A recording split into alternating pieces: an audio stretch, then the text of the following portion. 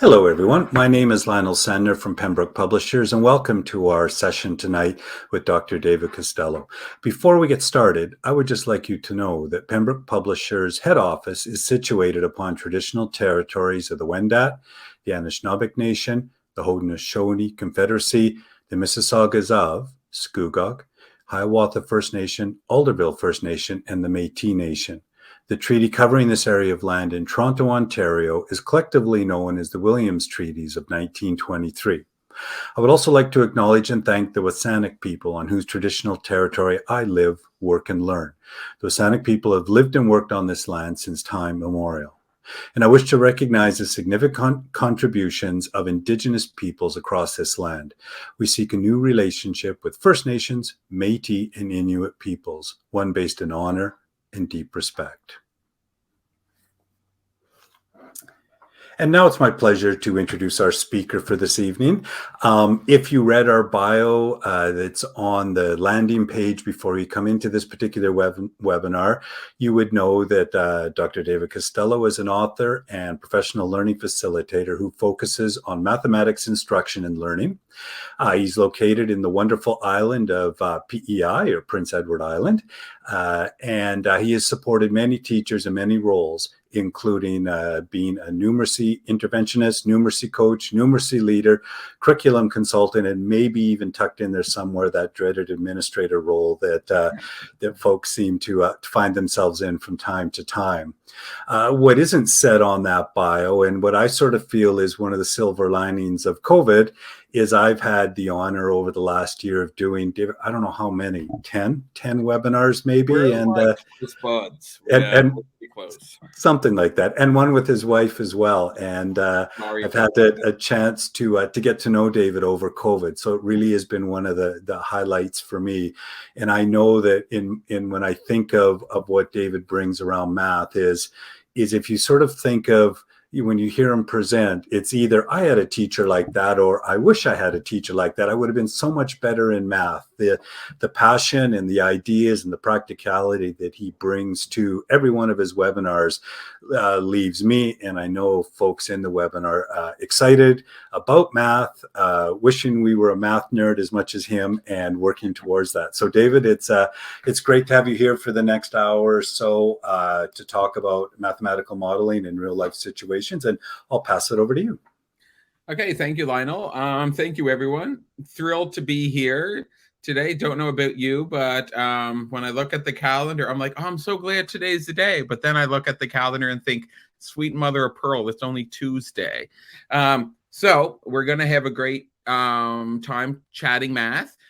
So like Lionel said, David Costello, you can email me at any time, david@costellomath.com. If there's anything I can do, feel free. I'm on Twitter at Dr._Costello. If you're on there, feel free to follow me and I'll follow you back.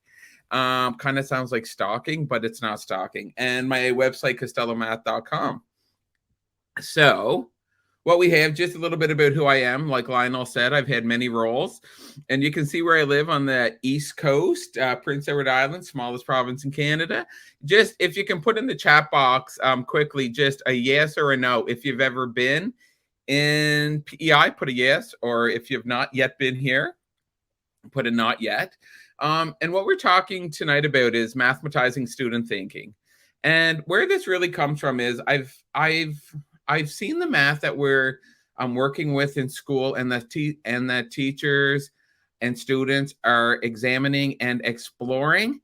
And there's a divide between what's happening in school and what's happening in the lives of students outside of school. So I really want to kind of delve into this tonight. And something that I really focus on in my work is I want to share effective strategies, but I want to share strategies that are manageable and sustainable for us, because I think there's a lot of stuff being put on our plate, and I want the strategies and the approach that I share to be meaningful and to be sustainable for teachers. So I'm seeing some people have been to PEI, some can't wait to come back, and some not been here yet.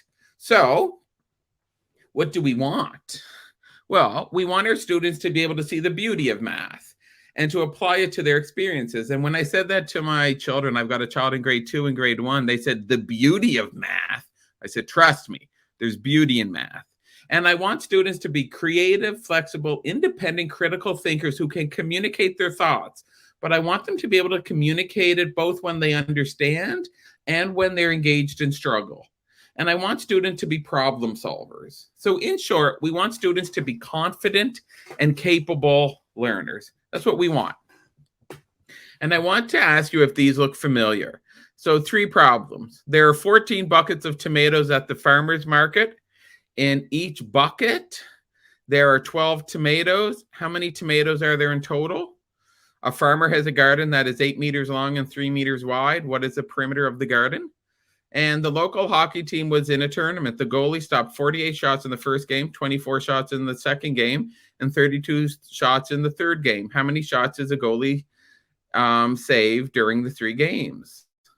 So here are some problems. I remember being in a classroom many years ago, and this student was given the one in the middle, the farmer question about the perimeter. And the student said, would a farmer actually measure their garden in meters? And who cares?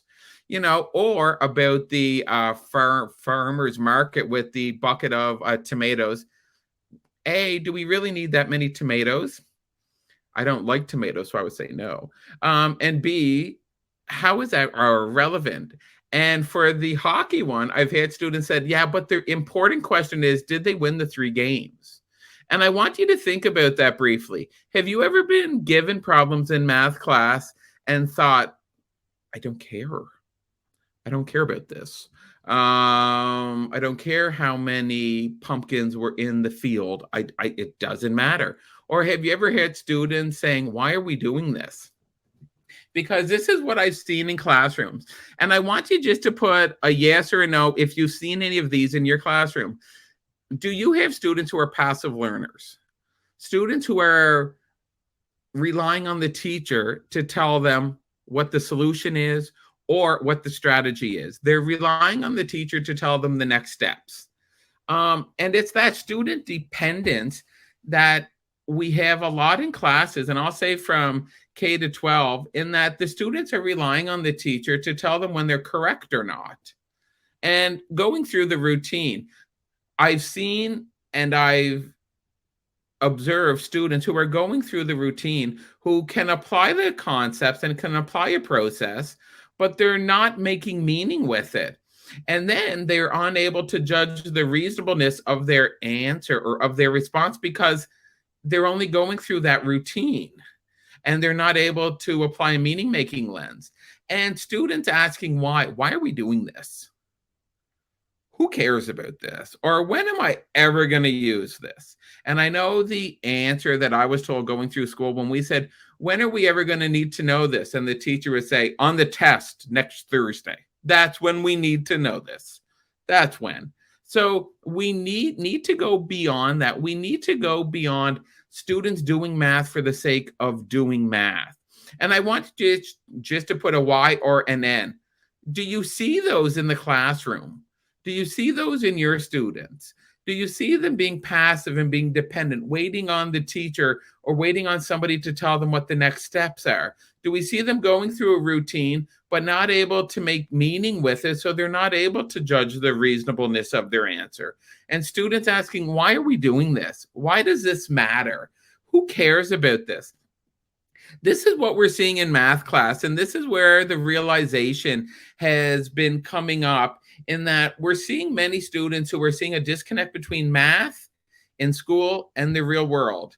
And when they're not seeing math as being relevant, they're not going to engage. And without that engagement, they're not going to take risks and they're not going to work through stumbling blocks. And I'm looking at the chat box and I'm seeing yeses and yeses. So when we're seeing this, when we see this with 1 or 2 students, it's a learning concern. So we ask, okay, why are the students seeing this? But when we see this from many students and year to year, it's an instructional concern that we have to kind of take a step back and think, okay, why are we doing this? And what are we doing to contribute to this? And before we go any further, I want to frame it around this. What's the problem? people's like, right now that I'm sitting here in the evening, that's a problem. No, it's an opportunity. No, I'm just kidding. What's a problem? A problem has three characteristics. One, it has the initial state. That's what we're presented with. That's what the students presented with at the onset. Then we have the goal state. This is what is desired. This is a preferred outcome. And then between that initial state and the goal state, we have obstacles. Those are the bumps. Those are the bumps in the road that's causing us stumbling and causing us issues to get from the initial state to the goal state. And that's what we tend to see in every problem we're assigning in class. It has a beginning state, it has a goal state, and it has obstacles.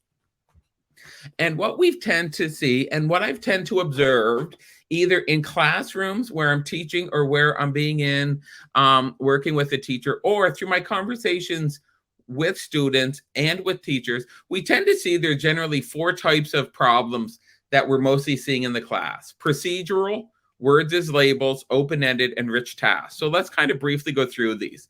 So procedural problems are really the strategy is already identified and students just must apply the steps accurately. So for a primary example, solve 68 plus 15. The students know it's addition. Solve 8 is the same as question mark subtract 3. So we already know what the strategy is, and the students just have to apply the process. So these are types of problems that we see in books or that we would have seen in our math text. And this one, order of operations and division with decimals. And then this one from intermediate, addition of fractions and subtraction with integers. So these are the procedural problems. And it has an initial state, what we want or what we're given. It has the goal state, solve and find the solution. And then it has the stumbling blocks. How do we do that? So those are the procedural problems. And those has the three parts of the problem. But I want you to think, are they really relevant? Are they really relevant both in terms of what students engage with in their lives, and are they really culturally relevant? And then we have words as labels. And what we really have here is now we have a context provided. And students must read through the problem and decide which strategy to apply. And they're commonly known as story problems and word problems. So a primary example is Elijah had a collection of 8 marbles. After looking through some of his brother's old toys, Elijah found 7 marbles. How many marbles does Elijah now have in his collection? Word problem. Dane purchased 18 yearbooks for a cost of $96. If each yearbook was the same price, how much did each cost? Don't know why Dane needed so many yearbooks unless he's going to try to sell them for a profit after, but that's financial literacy, which is big in math. And we have an intermediate problem. 2 friends decided to share pizza. Ethan ate 2/5 of the pizza. Elias ate 2/4 of the pizza. How much of the pizza wasn't eaten? So these word problems are what we tend to see after the procedural problems. Think about what we tend to see in our text or in the work we give students. Procedural, then the word problems, because we are recognizing that it's increasing the level of complexity.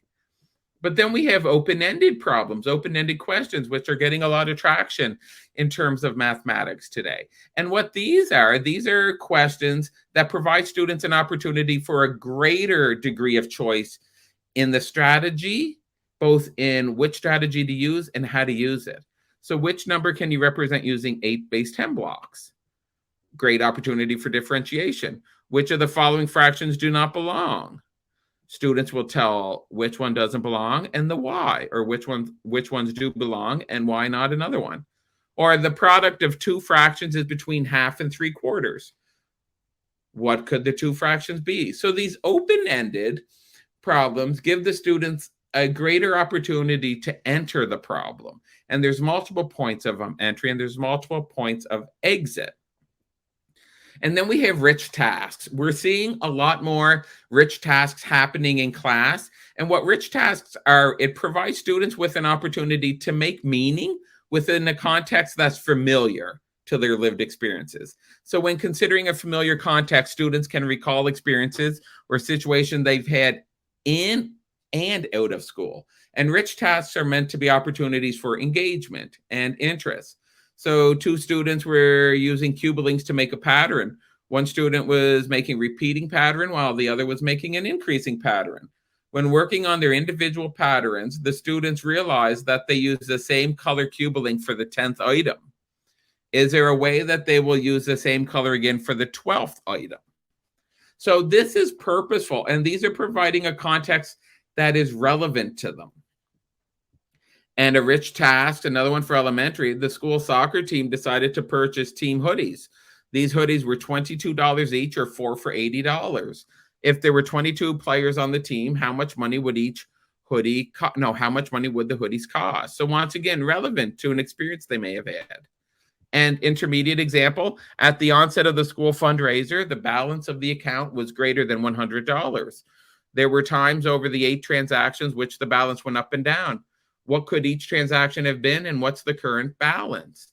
So we're seeing within those problems, within procedural, words as labels, open-ended, and rich tasks, we see that there's those 3 components in there: the initial point, the initial state, the goal state, and the obstacles. And what we have is these are all called defined problems. These are the problems that we tend to see in the math classroom. And there's nothing wrong with these problems. But I think when we kind of take a closer look at them, we're going to wonder, okay, what are these problems actually providing students with? And a central component of defined problems is that all information students need to solve the problem is initially present. So think about that. All information necessary to solve the problem is initially present. Now, people might say, of course it is, David. That's our job. How do you solve a problem without the information?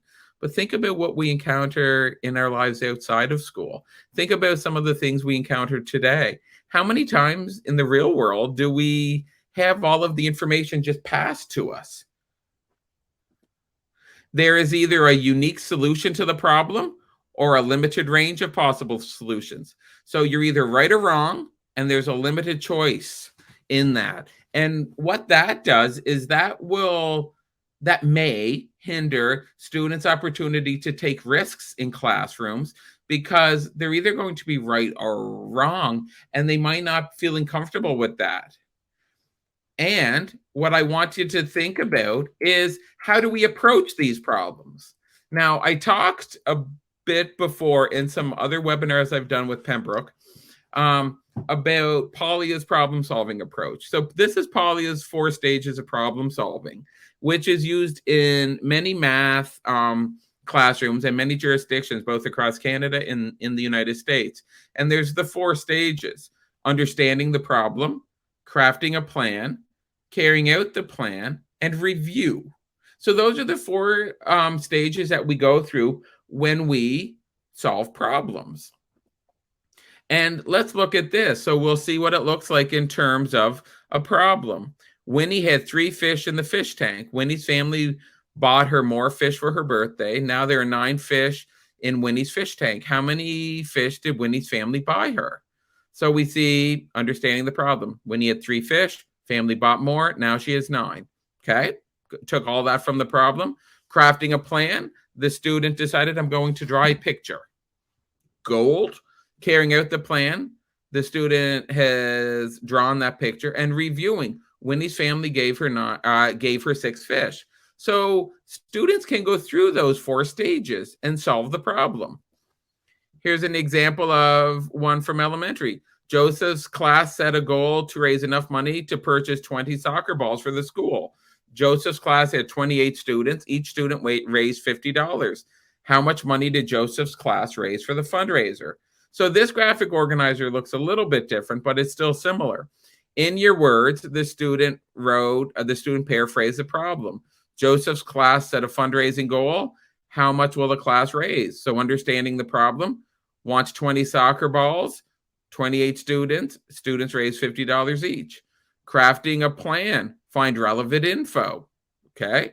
Multiply to find the raised amount, okay? Then they carried out that plan, 50 multiplied by 28. They broke 28 down into 20 and 8, found the sum, and then went over to review. Joseph's class raised $1,400. And you can see on the directional arrows, the student kind of wrote some key points. Go back and ignore 20 because the 20 soccer balls was irrelevant information. And then on the bottom one, double check my work. Yeah, awesome. And then for intermediate students, 2 friends decided to share pizza. Ethan ate 2/5. Elias ate 2/4. How much of the pizza wasn't eaten? So you can see the student put the facts from the problem and understanding the problem, crafting a plan, add the amount that was eaten and then subtract from the whole, carrying out the plan. They did that and rethinking, reviewing, they had 1/10 of the pizza was left. So you can see how these poly stages of problem solving works. And that's a good thing because we've really spent a lot of time in classrooms with that. But here's what I want to ask going through this. Are these problems meaningful? Are they meaningful for students? Are we going to see engagement? We want students to be engaged with the mathematics, both in terms of identifying it and applying it. Passive learning. And I'm coming back to what we said earlier. If we're giving students all the necessary information, they're just waiting for it to be handed to them. Is it realistic? Are these problems realistic? And are they relevant? The cultural relevance. I would think right now we are recognizing the importance of our relevancy in our students' education. And are we providing them opportunities for our relevance? And the divide between school and the real world. Are we seeing the same type of problems in class as students are encountering in their lives outside of school? So think about this. Think about what we've been doing with our students. We've been focusing on defined problems, and are we actually having students see the relevance in math or how math is relevant to their experience? Now, can you do me a favor, a quick favor? Can you just type in this? Which of these would you be most concerned with? And there's no right answer for this. But I'm just curious, which of these? Are you seeing students struggling with math being meaningful? Are you seeing them struggling with engagement? Are they seeing the problems as not realistic or as being relevant? Are they wondering, why are we doing this math? How does this relate to the world that we live in? Because this is what we're seeing from the students, from the math that we're giving students. I'm going to take a little drink. Just Coke Zero.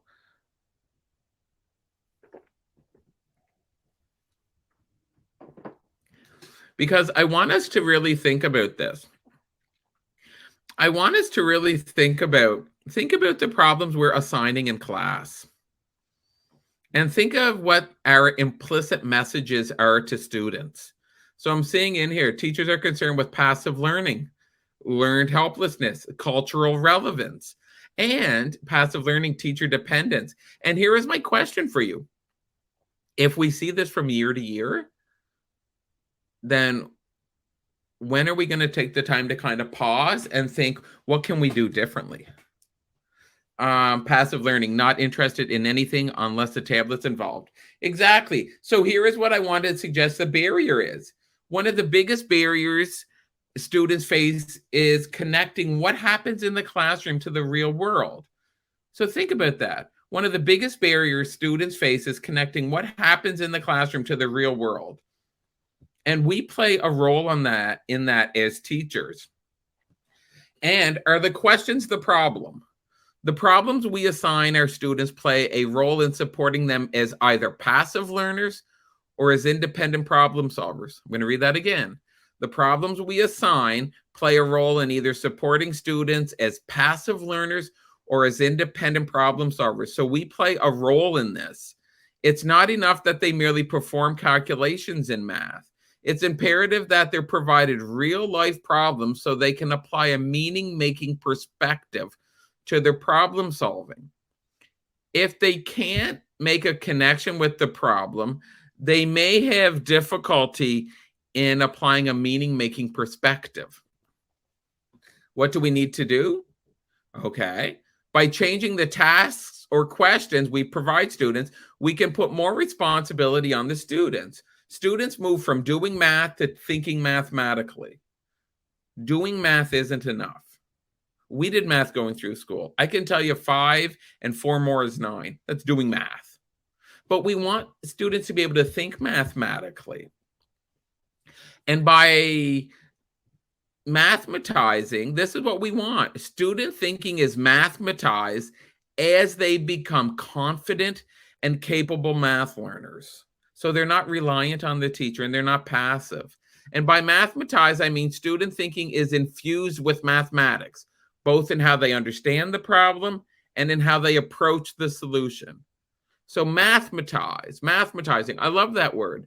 We want students thinking to be infused with mathematics so that they're not just going through a rote process, but they're using mathematics to make sense of a problem, to identify ways to solve problem, and then to think, does this make sense? But how? If I had music, audio in here, I would go bum, bum, bum. This is the question.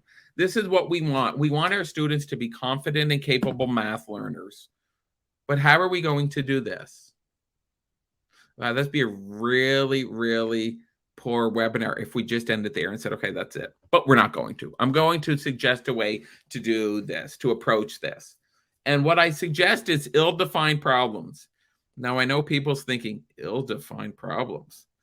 Well, doesn't that just a page turner of a term? It's beautiful. It's not the most eloquent, but ill-defined, and you'll see why they're called ill-defined problems. We need to consider the problems we are assigning students, and we need to maybe think about what we can do a little bit differently. So what are ill-defined problems? Well, ill-defined problems are missing one or more of the following. It is either missing the initial state, the goal state, or the obstacle. So whereas defined problems has all three, ill-defined problems is really missing one or more of them. This is where it puts more responsibility onto the student. And this is where it becomes like realistic for students. And because rarely outside of school do we encounter a problem where we're provided all the necessary information at the onset. Instead, we have to dig into the situation and consider many factors. This is what we want students to do. We don't want students to just wait and be told, this is the information you're going to use. This is how you're going to use it. We've done that for a long time, and we're seeing that students are dependent learners and they're passive learners. We know that that's not enough, and that's why we're here. That's why we're trying to engage with professional learning. That's why we're recognizing we need to tweak how we're approaching things, because we want students to be confident and capable math learners who are independent. And ill-defined problems do not have a unique solution. Now, think about your students who are a bit hesitant to share their thinking in class because they don't want to be thought of as being wrong. When we remove that, there's only one correct response or there's a unique solution, we can take the pressure off them because there's more freedom, there's more opportunity for success. And that's what we want. We want students to take risks. But to do that, we have to engage them in an environment and an experience that promotes risk-taking. So here would be examples of ill-defined problems. The kindergarten classroom recognized that many of their supplies for centers were needing to be replaced. The teacher shared that they needed to buy new supplies, but they had a limited budget. That's an ill-defined problem for primary. Here's one for elementary. The local elementary school was selected as the site for the cross-country meet. I respect people that run just for the joy of running. If you ever see me run anywhere, it's because something bigger or something stronger is chasing me. But I digress. So the local elementary school was selected as a site for the cross-country meet. As part of holding this meet, the school had to decide how to accommodate people wanting to watch the meet. Okay? That's the nil-defined problem. And another one for intermediate is in planning end-of-year activities. We're going through that now. Fun times, but so nice to be able to do now that we're moving beyond COVID. The school administration decided that the grade 8 students would go on a field trip. The administration wanted to know what the cost per student would be for such a trip. So those are 3 problems, and I'm going to go back to them, and I just want you to take a quick look again. So the kindergarten classroom recognized many of their supplies for centers need to be replaced. The teachers shared they needed to buy new supplies, but they had a limited budget. The cross-country meet was coming to the elementary school, and as part of holding this meet, the school had to decide how to accommodate people wanting to watch the meet. And in planning end-of-year activities, the school administration decided that the grade 8 students would go on a field trip. The administration wanted to know what the cost per student would be for such a trip. Think about those 3 types of problems. Not all of the information is presented within here. Now, tell the truth. This is an opportunity to put ourselves into the webinar. Do you assign problems like this in the classroom? What are your initial thoughts of these problems? Because these can go one of 2 ways. There's usually little gray zone. Either people are at one side of the continuum or the other side. What are your initial thoughts of these?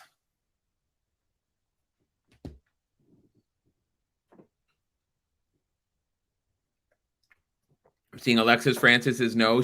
I'm assuming you're meaning you're not using many of these in the classroom yet. And I want you to think about these problems when we're going through them. Now I teach kindergarten. Ellie Ellsworth, perfect. There are types of ill-defined problems for kindergarten. You would be so enthralled with how students approach them. It's pretty cool. Lisa Beals, no, there'd be 18 kiddos asking, what do we do? Yes, because we have been supporting them all along and feeding them the information. Love them because students need to think about what information they need to find. Absolutely. Liking the problem, they need to teach students to ask questions. Not yet, but I think they'd be great to get students thinking. Where would you find these types of problems? Okay, Ellie, can you remember that question and then ask me at the end, Ellie? Can you do that for me? And I see Cheryl, not yet. So what I'd like you to think about is think about how there's no way to approach a problem like this by rote. We have to engage with them, and it puts responsibility onto students into thinking through these things. Students must take an independent stance, and they must involve themselves with it, and they must engage in the mathematics and in the mathematical thinking. And you might be thinking, okay, David, we're like 34 minutes into this. I just saw 3 examples of ill-defined problems. Why would we do these in the classroom? They look different from what we usually give students. They do look different because think about all the stresses we see in the classroom and think about all the stumbling blocks we see as teachers, passive learners, dependents, not engaged, students wondering the why, they don't care about the problems. When we keep seeing that, we know that we have to do something a bit differently. So this is why we're going to work with ill-defined problems. Cultural relevance. They're relevant to the lived experiences of students. Students can see themselves in the problem, and students can see themselves in the problem, and they are engaged with the problem, and they can take an opportunity to work through this because it is relevant and it's meaningful. Now look at what I did for my next slide. I'm pretty impressed. It's the same slide. I'm just highlighting a different circle. Critical thinking. There's critical thinking in here, significant. They can't just apply from a rote process. They need to dig into the problem. They need to consider it. They need to think, what can they bring into it? The communication, how they communicate their thinking, how they communicate with others, what they're taking from the problem and what they're putting into it. Creativity and flexibility. Students need to be creative in how they approach this, and they need to be flexible because they will have to think about it from a different perspective, and it will be a bit different than what they've seen before. There is purpose in these problems because these are what they engaged with. So there's purpose in this, and it provides them with the why. It provides them with the who cares. Well, we do because it's in this. And it promotes independence because in order to solve these problems, students must move towards an independent state, and they must approach their thinking from an independent perspective. They can't be dependent on the teacher. So what we're seeing between defined problems and ill-defined problems, defined problems, math is the starting point. Think about it. In the procedural problem, solve 3, subtract 2. That's math. Word problems, story problems, words is labels. We're starting with the math in our mind, and we're just providing a context, kind of like, I know that I have a lot of students in my class that love skating. I'm going to give them word problems about skating. That'll work. And I'm going to use their names. That will be a game changer. No, it's not a game changer. You're going to be sorely disappointed.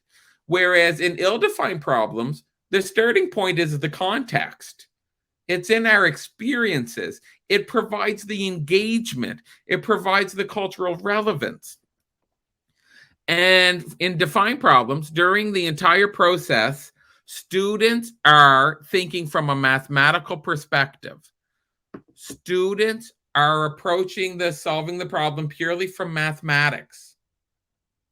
Whereas in ill-defined problems, students go back and forth between context and math, which is what we do in our everyday life. That's how we approach it.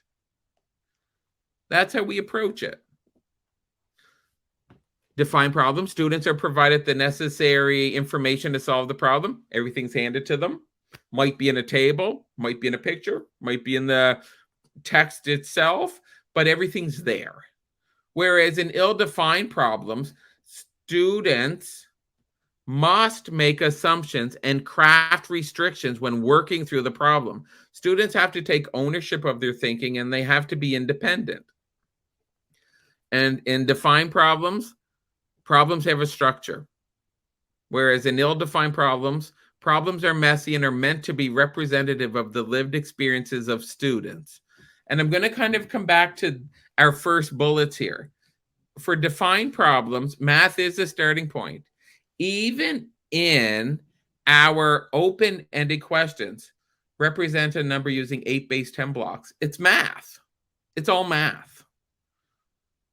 Whereas ill-defined problem starts with the context, because we want students to be going back and forth, context, applying math, but then coming back, does that math work in the context here? And then going back. And why don't we see many? Well, because we don't have much experience with ill-defined problems in the classroom. That's why we don't see more in the classroom. Where to find them? It came up in our questions. Where do we find these gems of problems? Teacher comfort level. They're different. Different means that we might not have as much comfort. And standardized tests. We mostly see defined problems in standardized tests. So when we know those are in standardized tests, we want students to be more comfortable with those types of problems. But we're not preparing them, and we're not supporting them to see math outside of school. Math just doesn't happen between 11 and 12 in the school day. We want students to see the mathematics and to consider how math can help them solve their encounters as they're outside of school. Assess. How are we going to assess these? And moving from product to process. It's not about what's your correct response. It's about what thinking did you engage with through this. And let's look at Polya's 4 stages of problem solving within these ill-defined problems. So this is a kindergarten classroom. that their supplies need to be replaced. So the teacher shared they need to buy new supplies that had a limited budget. So the student, in their own words, kindergarten buying new supplies. Love it. Succinct to the point. Understanding the problem. New supplies, not much money. Boy, as an administrator, I agree. We need new supplies, not much money. Crafting a plan. The student can't do it. Don't have enough information. Ouch. Polia's work doesn't help us with this one. What about here? The local elementary school was selected as the site for cross-country meet. As part of holding this meet, the school had to decide how to accommodate people wanting to watch the meet. Understanding the problem, the cross-country meet, we need somewhere for people to watch. Are we outside? And how many people will there be? Crafting a plan, we don't know. Don't have the information. How many people are going? What's the space? How many usually go in through this? And our intermediate example, in planning end-of-year activities, the school administration decided that grade 8 students would go on a field trip.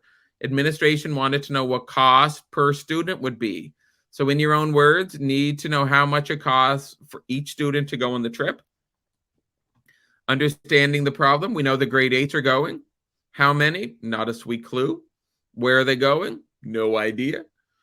What prices are there? Not a clue. Don't know where we're going. Crafting a plan? Can't craft a plan without the answers to these questions. So here is what my suggestion is. Our traditional 4 stages of problem solving do not work. They're not enough in order to solve ill-defined problems. And I'm going to make a declarative statement. You can see even from the defined problems, we can solve these 4 stages of problems solving without really thinking mathematically. We can do it by doing math. So what I want to suggest is we need another consideration of how to approach these real-world problems. Because Polly's stages of problem solving, this process isn't going to equip us with an approach to solve problems that we encounter in the real world. So what we have is mathematical modeling. And now this is a term that I've had to kind of even think about myself, because when we hear about modeling in class, in math, we think of 2 ways. One, I'm going to model this first, and then you're going to do it. The I do, we do, you do. Gradual release of responsibility. That's how we're going to model. That's not what we're talking about here. The other approach that we hear when we think about modeling is model your thinking using base 10 blocks. Model your thinking using a graph. That's not working here either. Instead, mathematical modeling, and we're seeing this in many curricula starting to come up, and in Ontario, it's in the algebra strand. But in the United States, it's in standards and practices. And even within this, we're seeing this as a process, as a way that we can solve real-world problems. So there's 4 components. Understanding the problem. Students take time to understand the problem. We must recognize the context, what's being asked, and what information is required. So what's going on, what's being asked, and what information do I need? Analyzing the situation. This is a significant difference from what we have students. Instead of being dependent and passive learners, this is where students take ownership, and this is where students become independent. Students take the time to refine the real world problem, so they make it work. So based on the context that is relevant to them, they make their own assumptions based on what they think. So an example of this might be, okay, for the grade 8 field trip, I know that we usually do 1-day field trips, so we're not going for the week. We're not going to Disney World. Sorry. We're just going within an area that we can get to, have fun, and come back within the 1 day. So they're making the problem workable based on their experiences. Then we have 3, creating a mathematical model. This is where we put the context aside, because now we have a workable problem, and we approach it purely from a mathematical perspective. This is where we apply a mathematical concept, lens, strategy, approach to solve the problem. And we think about it purely from math because we framed it as workable. And then in component 4, this is where we go back and we look at our work thinking, okay, does this math solve the problem? And does it work when I apply it back in context? Does it answer my question?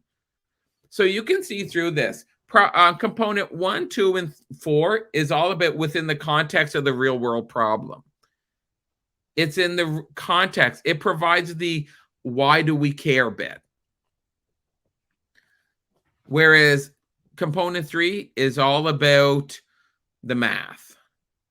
So mathematical modeling provides students with the ability and pathway to solve problems that are similar to their lived experiences. It's about mathematizing student thinking so the students can see and apply the math that can be used to solve real world problems. You know, that's a great phrase, mathematizing thinking.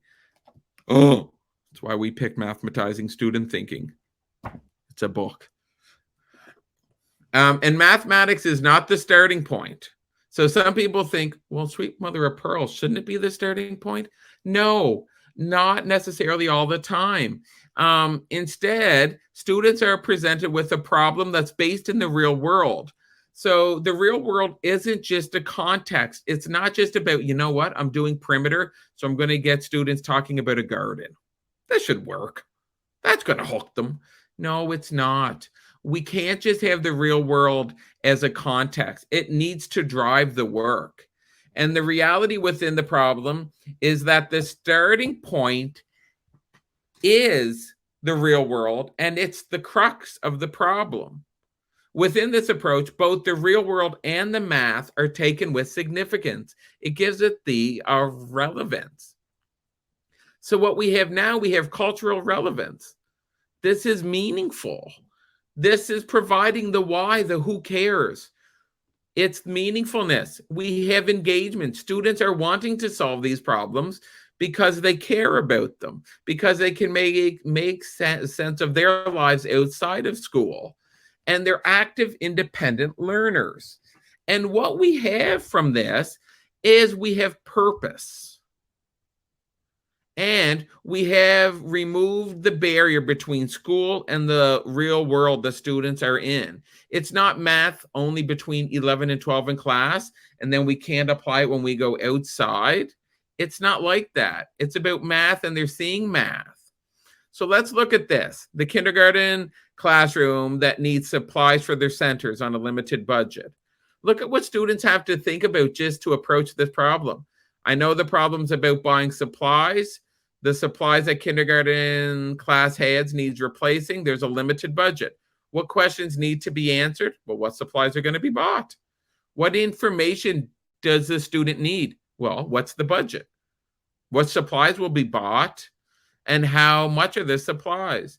And what experiences can they bring to the problem? I know the kind of things that I'd like to play with in kindergarten, and I know some of the prices, and I know where to find the exact prices. So they're able to make connections into what they view the problem could use to make it workable. And this is a local elementary school with the cross-country meet.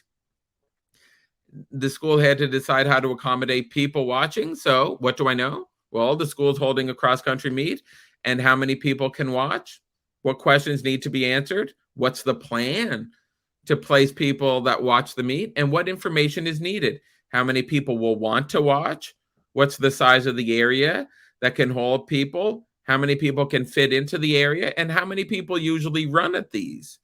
And what experiences can I bring to the problem?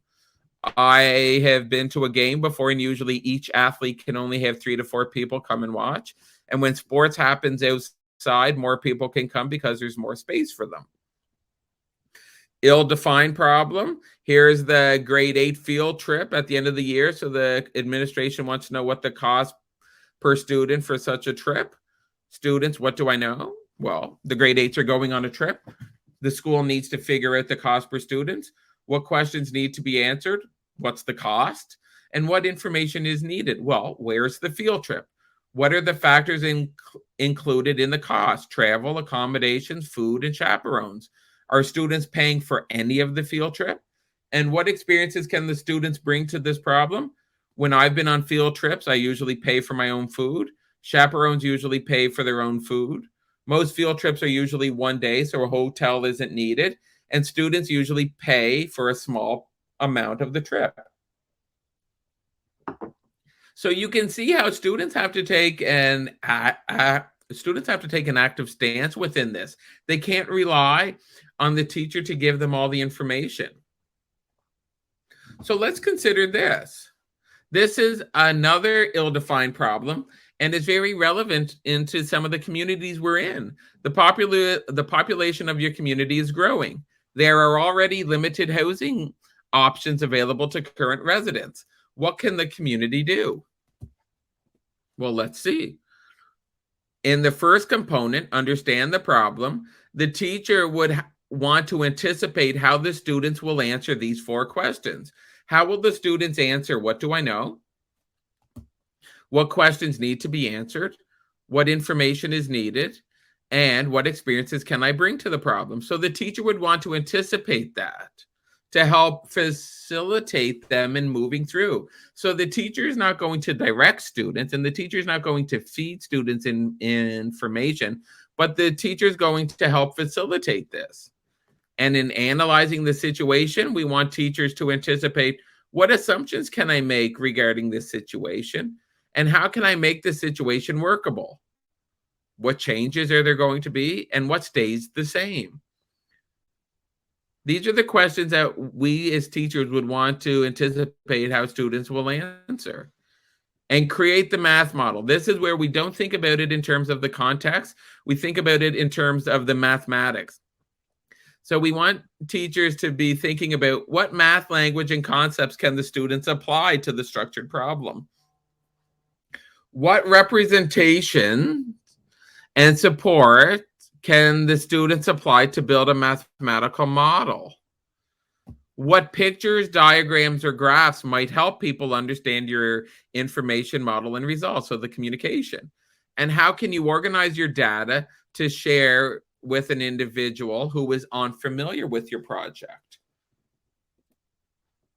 And the last component, the analyze and assess model, does the math model created by the students lead to a reasonable solution? So this is where students use their meaning making and can judge the reasonableness, because this problem is relevant to them and it's connected to their lived experiences. And do other alternative mathematical models exist? So this is where the teacher plays a role in being a facilitator instead of being the one that's pulling students through this. Students take that active stance, and students take that opportunity to make meaning.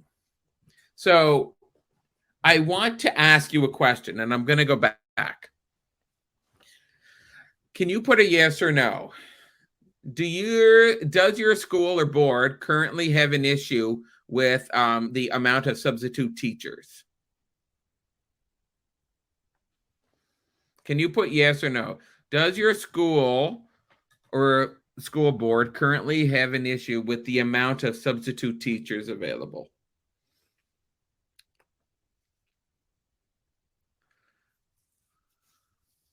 Okay, I'm seeing yes, yes, yes, yes. So which problem is more appealing for you? What is the average salary of substitutes within the Atlantic provinces? That's a math problem. Be a gem of a one to solve. So that's one problem. Or is this one more appealing? We are currently experiencing a shortage of substitute teachers. Many absences are now going unfilled. How can this issue be addressed? So in the first one, it's pretty easy. It's a calculation. However, look at the one at the bottom. Students would have to, and ourselves would have to look through this and think, okay, well then what percentage of absences are going unfilled now? What was the percentages that were going unfilled before? How many substitute teachers do we have in the pool now compared to how many substitute teachers have we had in the pool before? Have we had a lot more unfilled absences now? And now let's think of ways that we can kind of address this. What are the salary what are the salary considerations? So it's much more meaningful for us. And that meaning drives cultural relevance, and it drives relevance, and it drives our engagement. So all this is taken from my book, Mathematizing Student Thinking, and it's available as an ebook that you can read through for free. Woo-hoo! Book of the month in May. And it's filled with problems, prompts, student work samples, and it's filled with ways that we can mathematize student thinking. Because I'm not saying that we only need to have ill-defined problems. But what I'm saying is we can't only give defined problems all the time. We need to have a range of problems in the classroom. And mathematizing student thinking is about bringing the real world into math and about removing that barrier from the school to the experiences of students outside of school, and about engaging students with mathematical modeling that we're seeing students being required to engage with, both in terms of curriculum, in terms of standards and practices and processes. And it's about making math meaningful and getting students to be independent, confident, and capable math learners.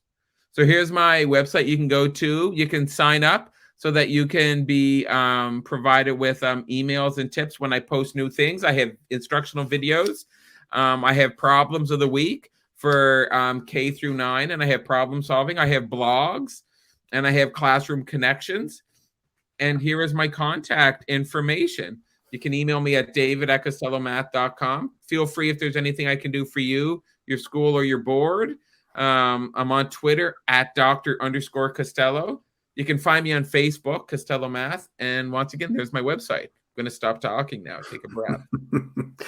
That's great. Thank you, David. I do have one question, but just before that, just a note to folks. You'll notice in the chat, I think I got the right link there to your book, and there's a little note on how to preview your book as Book of the Month. And we also have a draw coming up right at the very end.